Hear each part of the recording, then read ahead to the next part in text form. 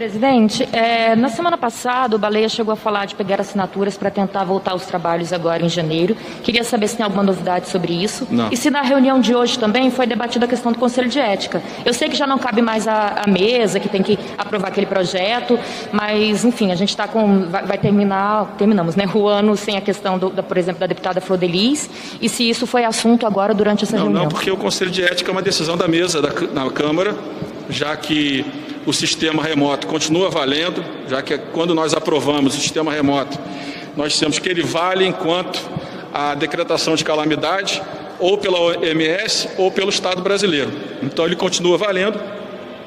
O que o próximo presidente vai ter que decidir se coloca no plenário a votação, né, do fim do sistema ou a criação de um sistema híbrido, que pode ser um caminho, né, e a retomada das comissões permanentes e também da comissão do Conselho de Ética, que de fato precisa voltar, porque tem esse tema, entre outros, que precisam ser analisados pelos deputados e deputadas.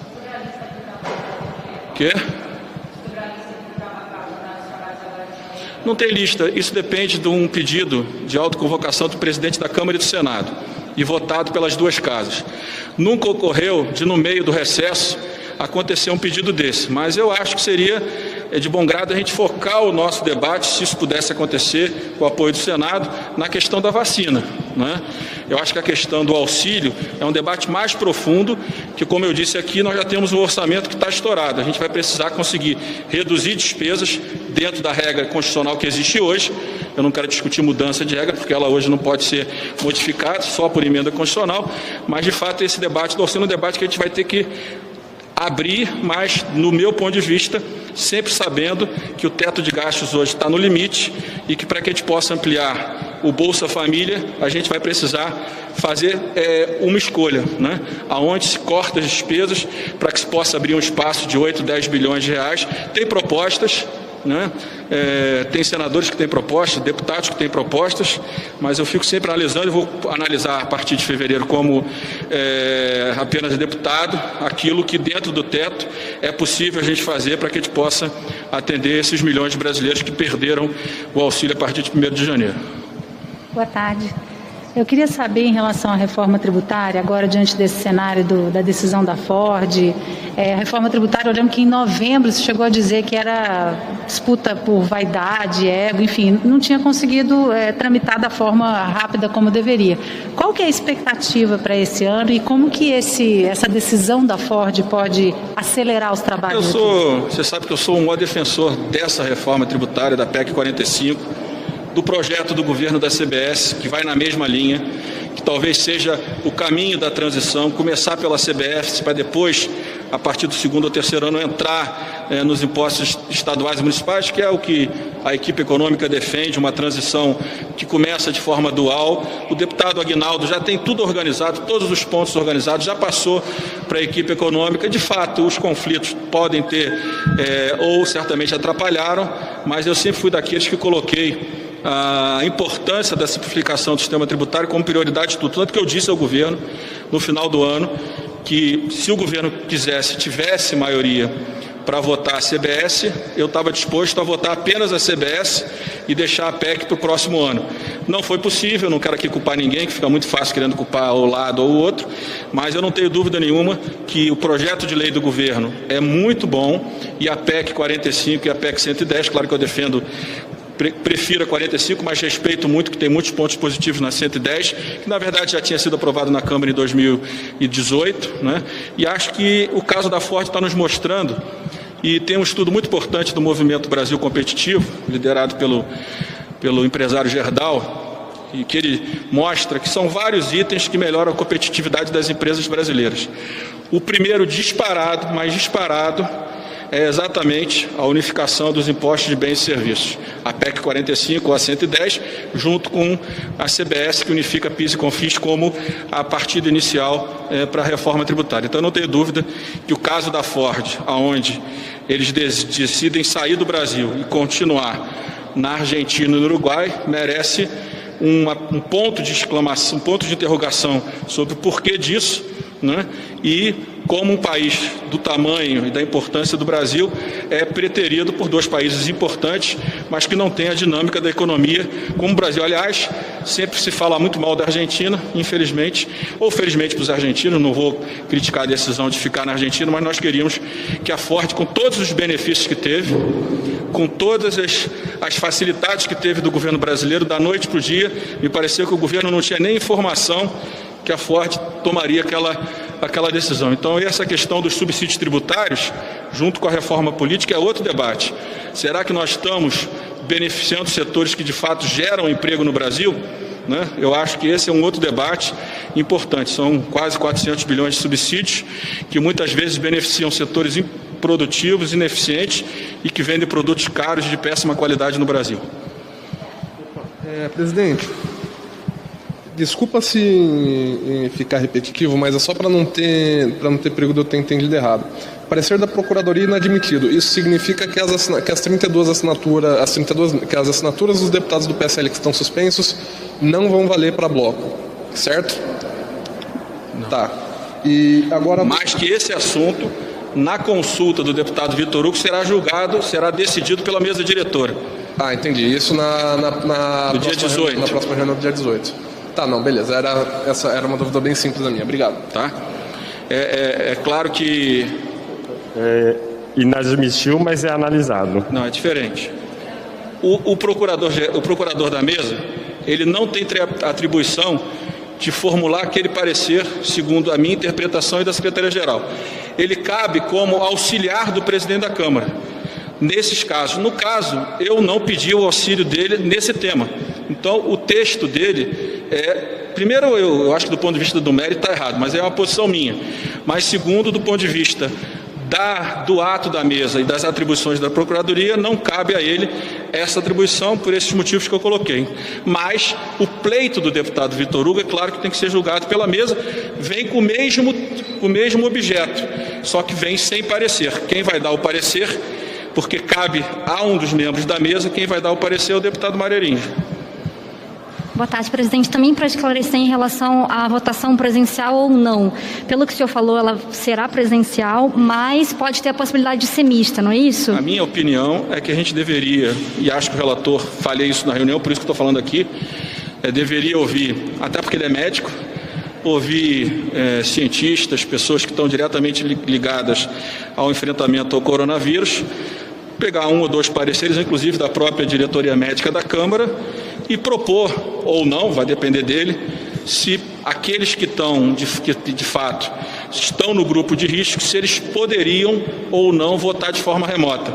Porque como essa segunda onda, pelas informações que eu tenho dos médicos, ela está vindo muito mais forte, ela está vindo com muito mais mortes e muito mais necessidade de UTIs. Não é isso? Que as pessoas estão pegando Covid pela segunda vez e a segunda vez também está sendo muito mais forte do que a primeira na maioria dos casos.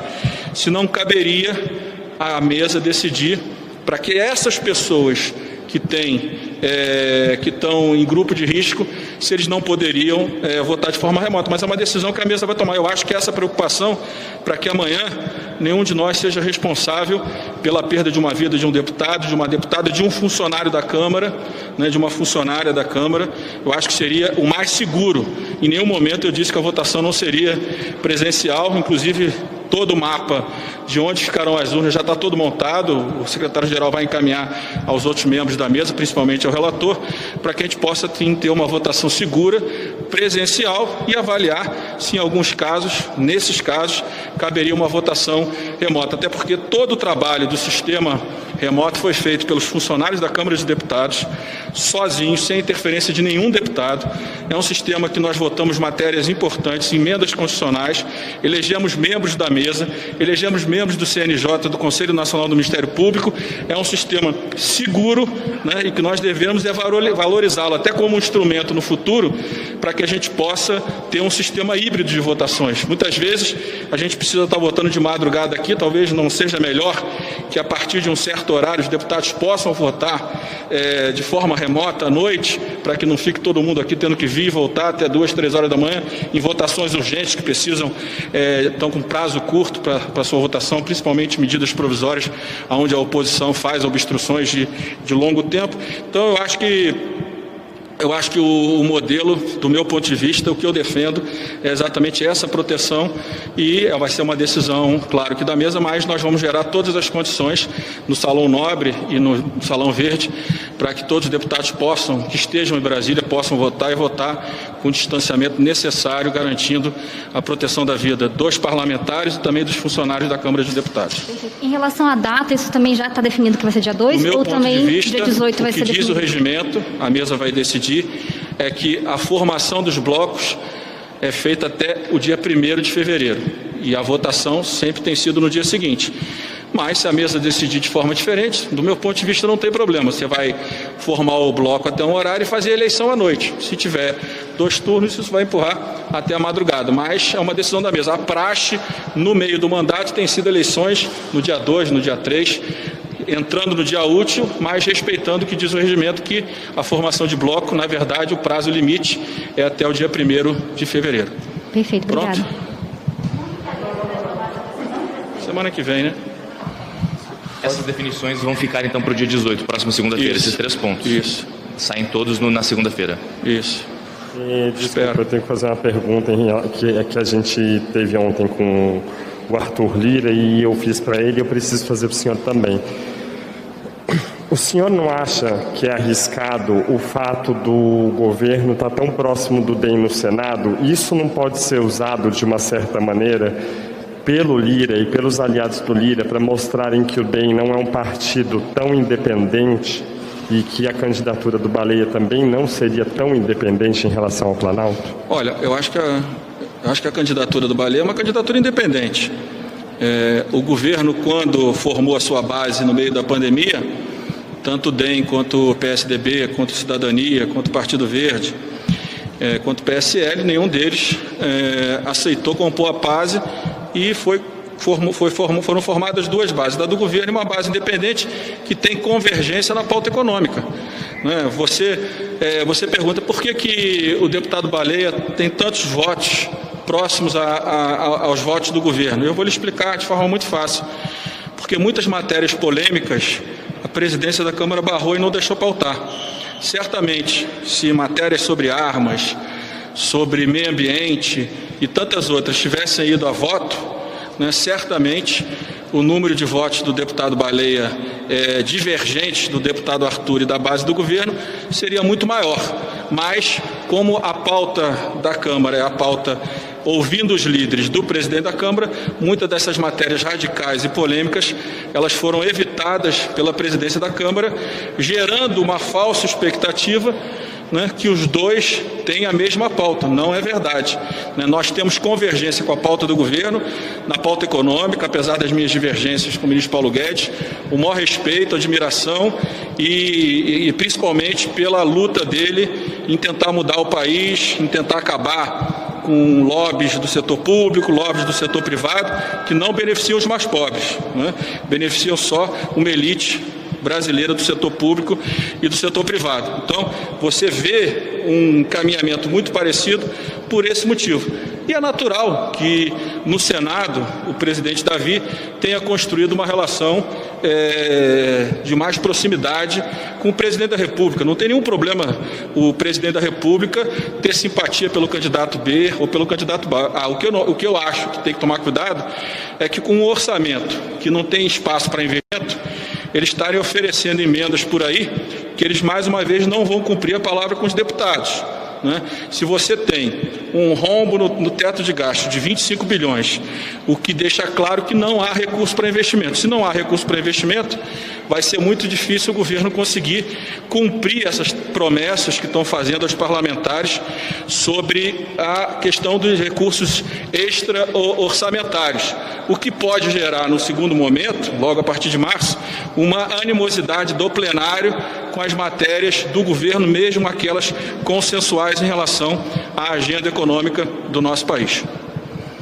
Gostou? Afiado?